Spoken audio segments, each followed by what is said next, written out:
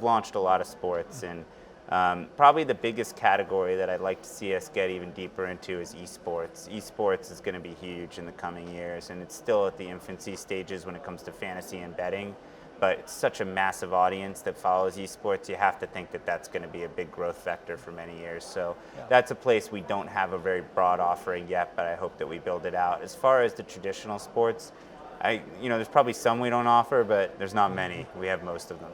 Speaking of esports, are there elements there that are a little bit different than traditional sports as far as fairness, making sure that there's no funny business going on, right? Because there's obviously one thing to have that happening in a physical environment on a field where things can be monitored in certain ways, and there's obviously decades of tradition about how that works, versus esports, it's all taking place on computers.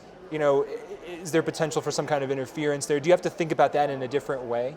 I think it's newer, and so a lot of the elements of how things could be manipulated still probably aren't totally known yet. But I don't think at its core it's all that different. It still involves human beings that, hopefully are doing things the right way, and when they're not, we need to figure out how we find that out. And I know that sounds like an oversimplification of the problem, but there are commonalities. Like, for example, if you see big bets coming in unusual areas or on unusual things, it doesn't really matter how the game ultimately got fixed. That's your signal there that there's something amiss. And the nice thing about betting now being regulated in a number of states is that before, when it was in the illegal market, that would just happen. They'd shut off the account, and that would be that.